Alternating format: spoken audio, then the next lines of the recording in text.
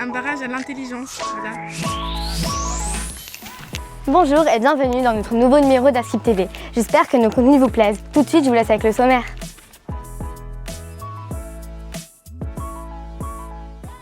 Ce matin, nous avons eu la chance de visiter le barrage du Mazo. Tout de suite, notre reportage.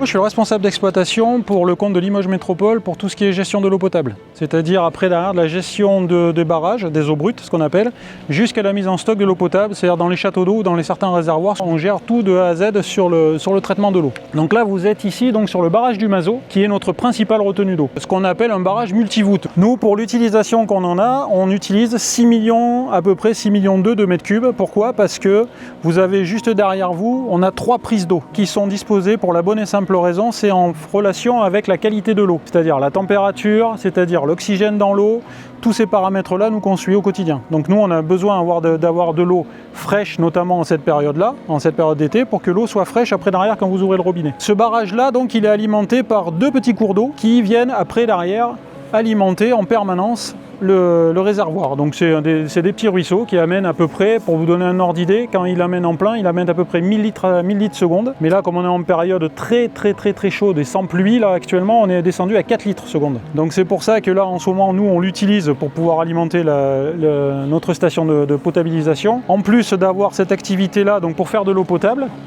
on a en dessous, après derrière, la continuité du ruisseau, parce qu'à la base, donc c'est un ruisseau qui arrive, qui continue, après derrière, on imagine qu'il n'y a plus d'eau après dans le barrage, qu'il y a toujours la continuité du petit lit de ruisseau. Ce petit ruisseau-là qui continue après derrière et qui va alimenter en aval après derrière d'autres retenues et qui va alimenter aussi le côté naturel. On a, nous, comme devoir, après derrière, de rendre à la nature ce qui rentre sur le barrage. Pour la construction du barrage, comment ça s'est passé? Parce que du coup, il devait déjà y avoir de l'eau aussi, comment ça?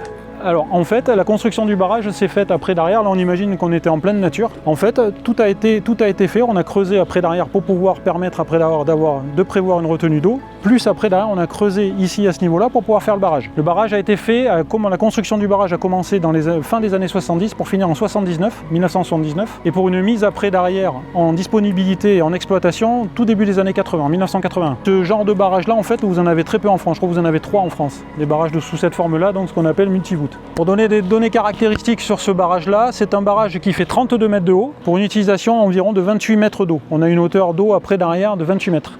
Et d'utilisation pure, c'est-à-dire après derrière on a encore un débours de 3-4 mètres d'eau après en dessous, évidemment qui est en dessous de la dernière prise d'eau, donc là on ne peut pas l'utiliser, mais en même temps en termes de qualité d'eau c'est pas la meilleure. On a tous les sédiments principalement qui arrivent naturellement par les 2 cours d'eau qui viennent se stagner et se positionner en pied de barrage. Et ces cuves là, elles servent à quoi? Il y a deux principes importants. Vous avez donc au niveau de l'entrée principale là-bas, donc ce qu'on appelle sur le petit ruisseau qui s'appelle la Couze, vous avez après des données caractéristiques et qui viennent être données par radio directement sur ce modèle-là. À l'intérieur de cette cuve-là, on a après derrière toutes les données qui sont répertoriées sur la qualité de l'eau avec différentes sondes qui sont à l'intérieur de la réserve qui nous permet de connaître après la qualité de l'eau entrante, c'est-à-dire le niveau d'oxygène, le niveau de ce qu'on appelle de la turbidité, c'est-à-dire la couleur de l'eau, le niveau après derrière la température de l'eau et le pH de l'eau. Voilà. Et là-dessous, vous avez après derrière les systèmes après de chaînes qui permettent d'ouvrir en fonction les 3 prises d'eau dont je vous parlais tout à l'heure. C'est-à-dire que si on veut ouvrir la première prise d'eau, il y a une chaîne qui correspond, on tire dessus pour l'ouvrir. En fonction du...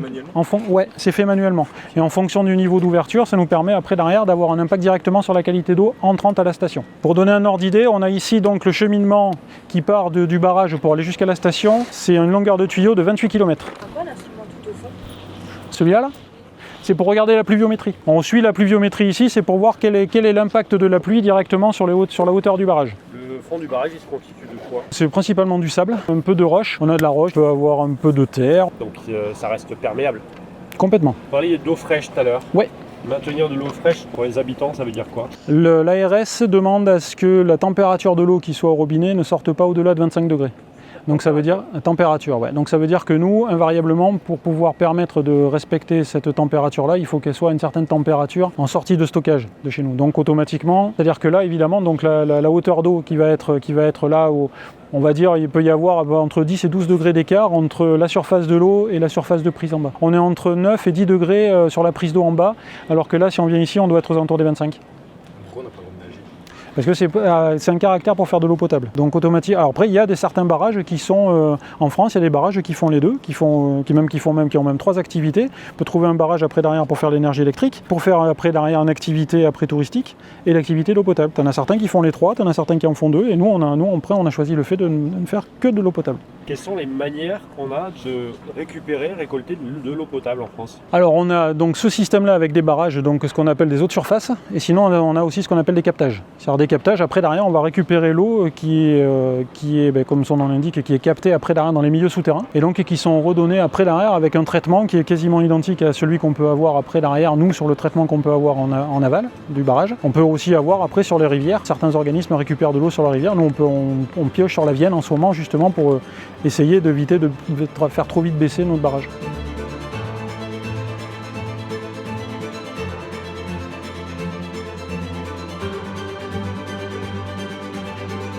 On parle beaucoup en ce moment donc de la sécheresse et de l'utilisation de l'eau après derrière qui est liée, c'est-à-dire qu'automatiquement qui dit sécheresse dit manque d'eau. Si jamais par exemple ce barrage-là est vide, que les autres barrages derrière sont vides, si vous ouvrez après derrière vos robinets, vous n'aurez plus d'eau. Donc automatiquement, il va y avoir ce manque-là. Donc c'est un enjeu primordial de pouvoir maintenir au maximum les barrages, ou que ce soit après derrière correctement aussi les réseaux d'eau potable après derrière, parce que là on se focalise sur le barrage, mais on a aussi tout un système de réseau, tout un kilométrage de réseau important à exploiter. Donc l'eau, c'est un enjeu majeur, et ça sera un enjeu de plus en plus majeur dans les années à venir. Potentiellement, ça va être des étés qui vont être comme celui qu'on a actuellement, qui vont être constamment, c'est-à-dire avec des gros épisodes de canicule, avec des sécheresses prolongées, avec des manques d'eau potentiels. Là, pour l'instant, on voit de l'eau, donc on se dit, mais bon, pour l'instant, on aura de l'eau, mais si d'ici le mois de septembre ou le mois d'octobre, il n'y aura pas de pluie, on pourra commencer à s'inquiéter.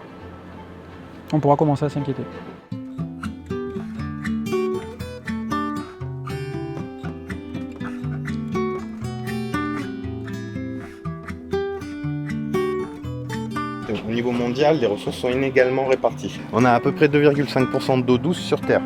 Mais douce ne veut pas dire forcément consommable. Dans l'eau douce, on a les glaciers, les rivières, les lacs, etc. Les nappes phréatiques. Donc du coup, en plus, ces nappes, ne serait-ce qu'en France, sont réparties différemment. Par exemple, en Limousin, on n'a pas de grosses nappes phréatiques, on peut retrouver un peu plus au nord, ce genre de choses. On n'est pas tous équitables vis-à-vis de l'accès à l'eau, aussi bien en France que dans le monde.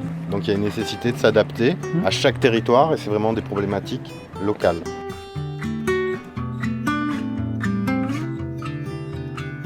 Il y a 1 million de personnes, soit 1 personne sur 7, qui n'a pas accès à l'eau potable. Là, ces gens, parfois, font 1 heure, une demi-heure de marche pour aller chercher de l'eau. Et sachez que dans les années 1900, tout le monde n'avait pas l'eau au robinet. Souvent, c'était des points d'eau collectifs. En moyenne, en Europe, c'est 130 litres par jour et par personne.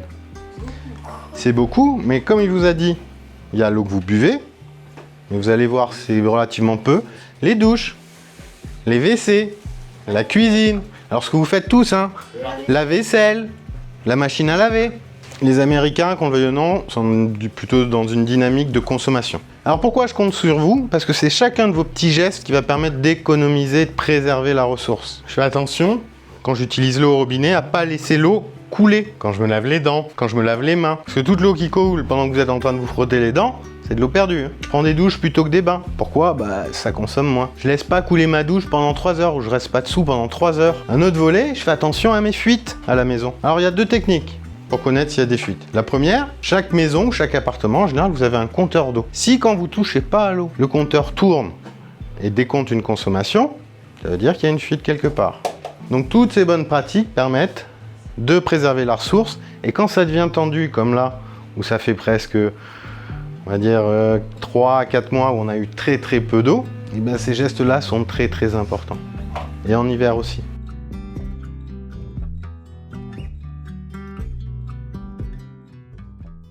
Étant donné que Scène de Daron est une dinguerie, nos acteurs ont accepté de nous tourner un 3e épisode.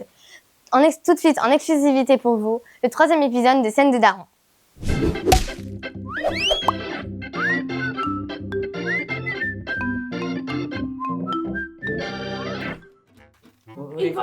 Ma ventoline, s'il vous plaît, j'en ai besoin, je vais mourir dans 5 minutes. C'est pas la bonne, c'est pas Comment ça, c'est pas la bonne, je vais mourir. Donc là, j'ai pas de calme, il y en a. Ma ventoline. Ma ventoline. Le meilleur médicament pour chier. ventoline. Médicament ne s'occupe pas pour tout de suite. Ok, bon bah. Super. Eh ben non, mais Philibert. Oh, c'est pas si grave.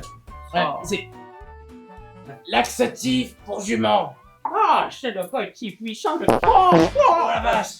Non, Philibert. C'est Philibert qui est surprise. On dirait un volcan. Non, oh la vache. Bouge pas. Je vais jeter tes poussiers. Bouge pas. Allez, pose. Laisse par le nez. Allez. Allez, pose. Je suis en train de chier, bébé. Attends, lui remets. Ça fait mal. Respire, c'est bientôt fini.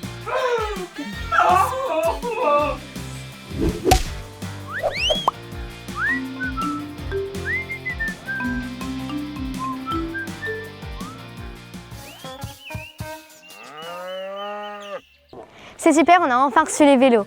D'ailleurs, moi je vais faire un tour. J'espère que ce contenu vous plaît. Je vous laisse, bye. Et surtout, n'oubliez pas de liker et de vous abonner.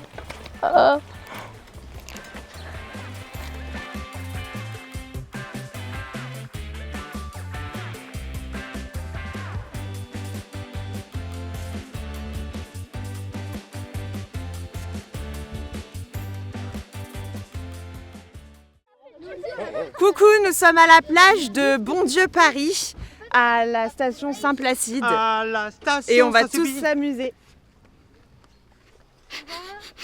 Quand je dis c'est parti, vous courez. Qui veut de la monnaie? Mais non, personne.